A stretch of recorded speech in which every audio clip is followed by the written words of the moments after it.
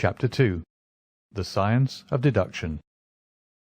We met next day as he had arranged, and inspected the rooms at No. 221B, Baker Street, of which he had spoken at our meeting. They consisted of a couple of comfortable bedrooms and a single large airy sitting-room, cheerfully furnished and illuminated by two broad windows. So desirable in every way were the apartments, and so moderate did the terms seem when divided between us, that the bargain was concluded upon the spot, and we at once entered into possession. That very evening I moved my things round from the hotel, and on the following morning Sherlock Holmes followed me with several boxes and portmanteaux. For a day or two we were busily employed in unpacking and laying out our property to the best advantage. That done, we gradually began to settle down and to accommodate ourselves to our new surroundings. Holmes was certainly not a difficult man to live with. He was quiet in his ways, and his habits were regular. It was rare for him to be up after 10 at night, and he had invariably breakfasted and gone out before I rose in the morning. Sometimes he spent his day at the chemical laboratory, sometimes in the dissecting rooms, and occasionally in long walks, which appeared to take him into the lowest portions of the city. Nothing could exceed his energy when the working fit was upon him, but now and again a reaction would seize him, and for days on end he would lie upon the sofa in the sitting-room, hardly uttering a word or moving a muscle from morning to night. On these occasions I have noticed such a dreamy, vacant expression in his eyes that I might have suspected him of being addicted to the use of some narcotic, had not the temperance and cleanliness of his whole life forbidden such a notion. As the weeks went by, my interest in him and my curiosity as to his aims in life gradually deepened and increased. His very person and appearance were such as to strike the attention of the most casual observer. In height he was rather over 6 foot, and so excessively lean that he seemed to be considerably taller. His eyes were sharp and piercing, save during those intervals of torpor to which I have alluded, and his thin, hawk-like nose gave his whole expression an air of alertness and decision. His chin, too, had the prominence and squareness which mark the man of determination. His hands were invariably blotted with ink and stained with chemicals, yet he was possessed of extraordinary delicacy of touch, as I frequently had occasion to observe when I watched him manipulating his fragile philosophical instruments.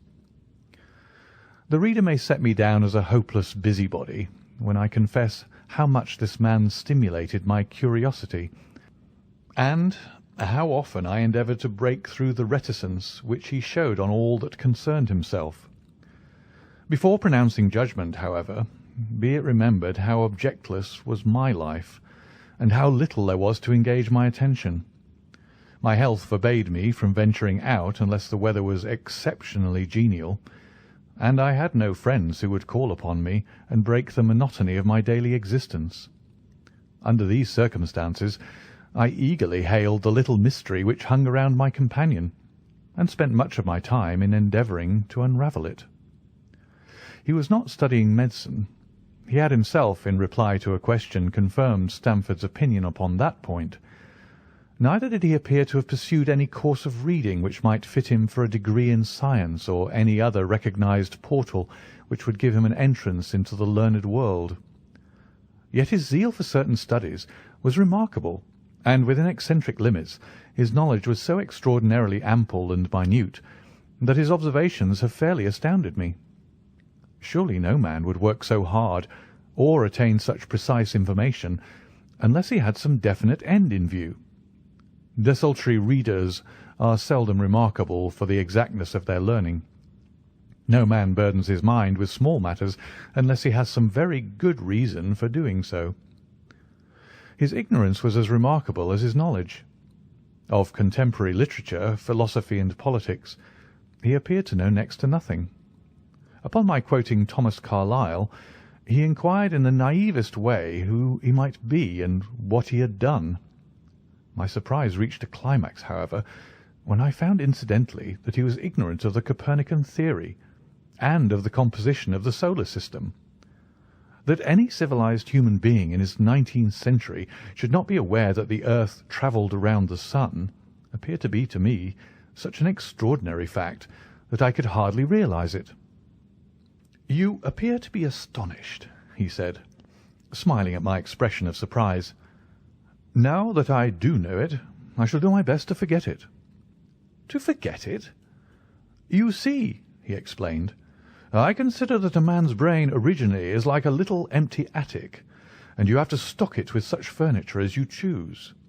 A fool takes in all the lumber of every sort that he comes across, so that the knowledge which might be useful to him gets crowded out, or at best is jumbled up with a lot of other things, so that he has a difficulty in laying his hands upon it. Now the skilful workman is very careful indeed as to what he takes into his brain attic. He will have nothing but the tools which may help him in doing his work. But of these he has a large assortment, and all in the most perfect order.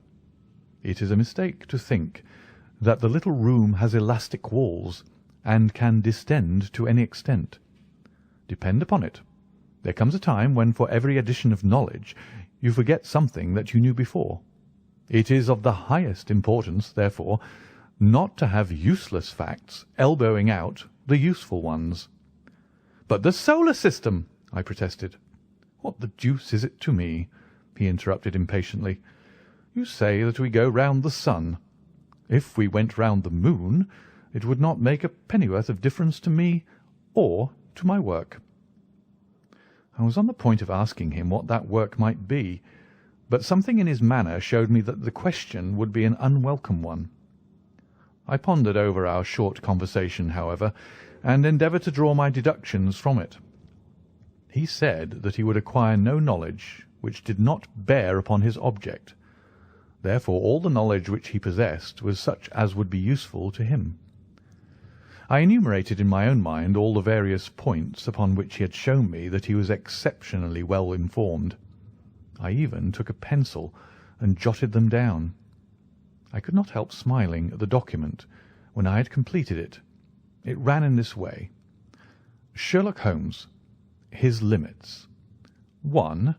Knowledge of literature, nil. 2. Philosophy, nil. 3. Astronomy, nil. 4. Politics, feeble. 5. Botany, variable, well up in belladonna, opium, and poisons generally. Knows nothing of practical gardening. 6. Geology, practical but limited. Tells at a glance different soils from each other after he walks shown me splashes upon his trousers, and told me by their colour and consistence in what part of London he had received them. 7. Chemistry, profound. 8. Anatomy, accurate but unsystematic.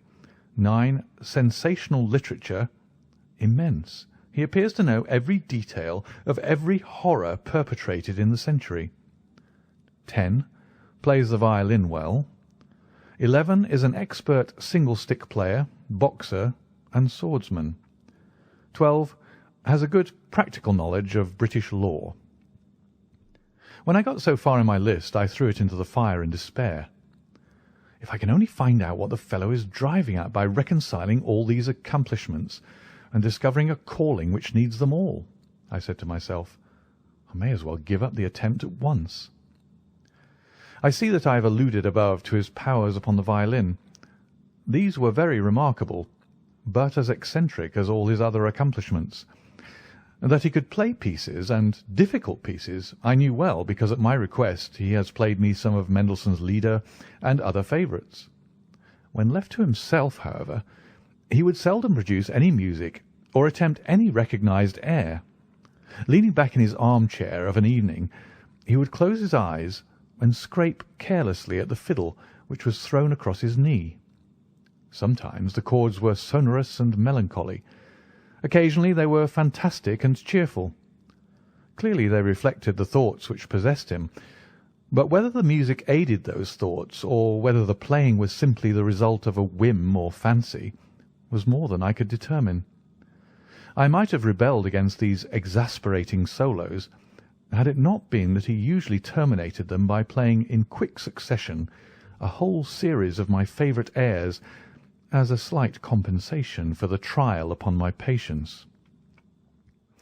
During the first week or so we had no callers, and I had begun to think that my companion was as friendless a man as I was myself.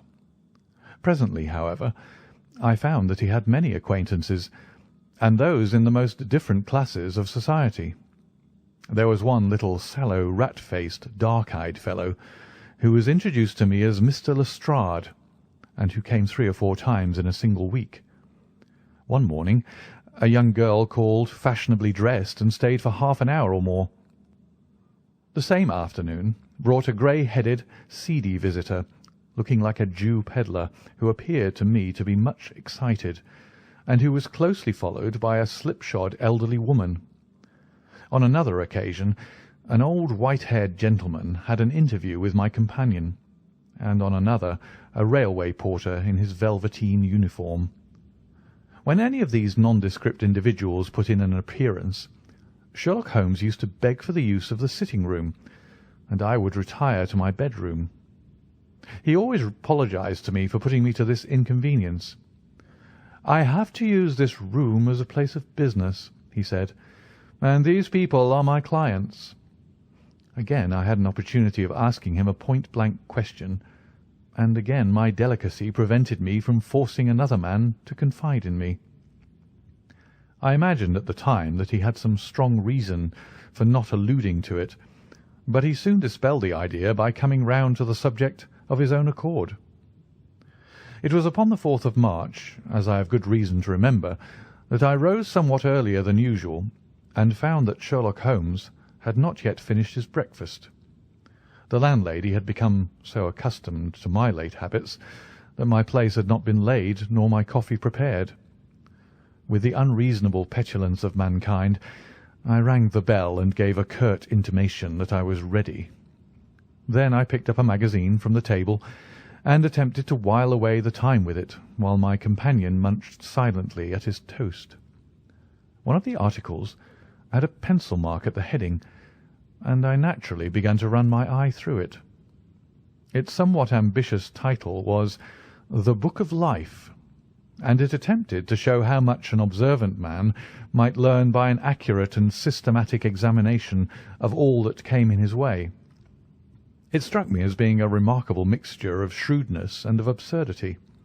The reasoning was close and intense, but the deductions appeared to me to be far-fetched and exaggerated. The writer claimed by a momentary expression, a twitch of a muscle or a glance of an eye, to fathom a man's inmost thoughts. Deceit, according to him, was an impossibility in the case of one trained to observation and analysis. His conclusions were as infallible as so many propositions of Euclid. So startling would his results appear to the uninitiated that until they learned the processes by which he had arrived at them, they might well consider him as a necromancer. "From a drop of water," said the writer, "a logician could infer the possibility of an Atlantic or a Niagara without having seen or heard of one or the other. So all life is a great chain, the nature of which is known whenever we are shown a single link of it.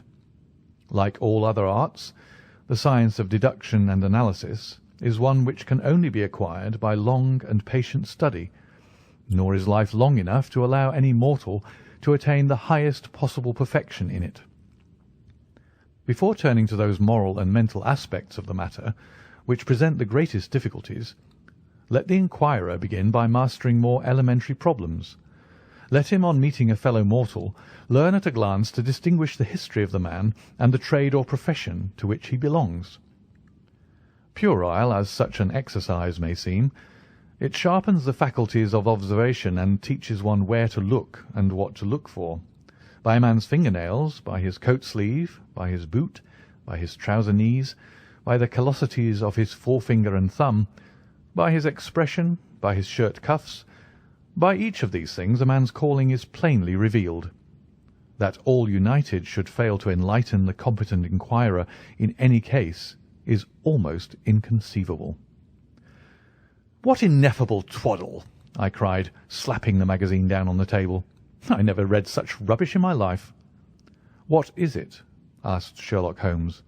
"Why, this article," I said, pointing at it with my egg spoon as I sat down to my breakfast.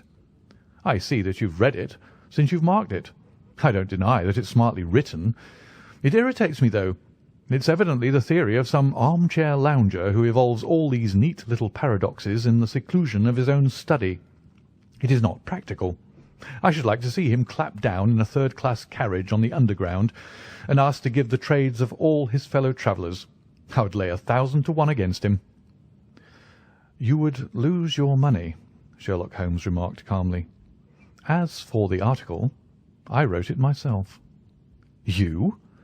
"Yes. I have a turn both for observation and for deduction.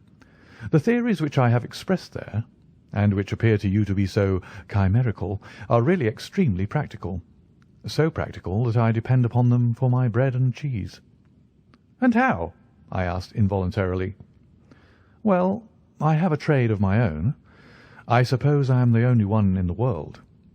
I am a consulting detective, if you can understand what that is. Here in London we have lots of government detectives and lots of private ones. When these fellows are at fault, they come to me, and I manage to put them on the right scent. They lay all the evidence before me, and I am generally able, by the help of my knowledge of the history of crime, to set them straight.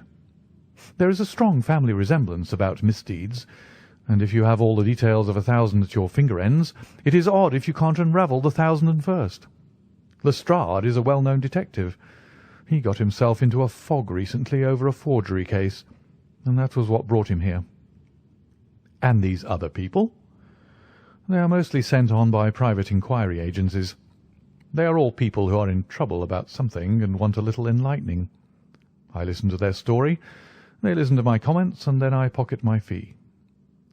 "But do you mean to say," I said, "that without leaving your room you can unravel some knot which other men can make nothing of, although they have seen every detail for themselves?"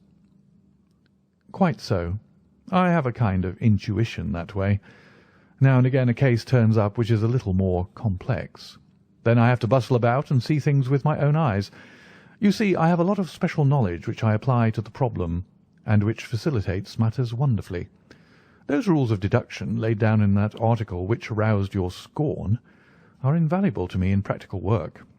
Observation with me is second nature. You appeared to be surprised when I told you on our first meeting that you had come from Afghanistan." "You were told, no doubt." "Nothing of the sort. I knew you came from Afghanistan. From long habit the train of thoughts ran so swiftly through my mind that I arrived at the conclusion without being conscious of intermediate steps. There were such steps, however. The train of reasoning ran, 'Here is a gentleman of a medical type, but with the air of a military man. Clearly an army doctor, then. He has just come from the tropics, for his face is dark, and that is not the natural tint of his skin, for his wrists are fair. He has undergone hardships and sickness, as his haggard face says clearly. His left arm has been injured. He holds it in a stiff and unnatural manner. Where in the tropics could an English army doctor have seen much hardship and got his arm wounded? Clearly in Afghanistan." The whole train of thought did not occupy a second. I then remarked that you came from Afghanistan, and you were astonished. "It's simple enough as you explain it," I said, smiling. "You remind me of Edgar Allan Poe's Dupin. I had no idea that such individuals did exist outside of stories." Sherlock Holmes rose and lit his pipe. "No doubt you think that you are complimenting me in comparing me to Dupin," he observed. "Now, in my opinion, Dupin was a very inferior fellow. That trick of his of breaking in on his friend's thoughts with an apropos remark after a quarter of an hour's silence is really very showy and superficial. He had some analytical genius, no doubt, but he was by no means such a phenomenon as Poe appeared to imagine." "Have you read Gaboriau's works?" I asked. "Does Lecoq come up to your idea of a detective?" Sherlock Holmes sniffed sardonically. "Lecoq was a miserable bungler," he said in an angry voice. "He had only one thing to recommend him, and that was his energy. That book made me positively ill. The question was how to identify an unknown prisoner. I could have done it in 24 hours. Lecoq took 6 months or so.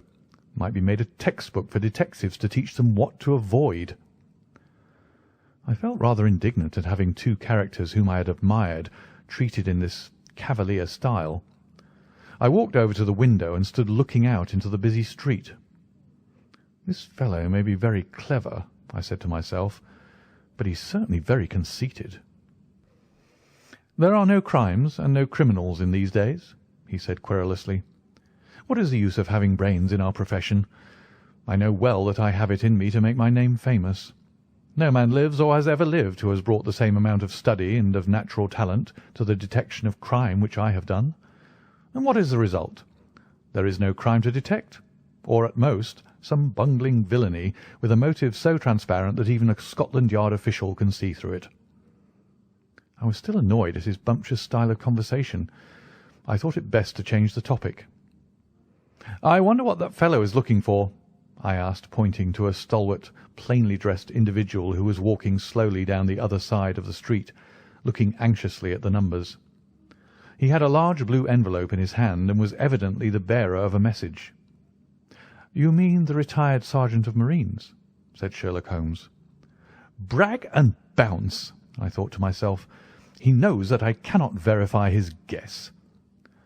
The thought had hardly passed through my mind when the man whom we were watching caught sight of the number on our door and ran rapidly across the roadway.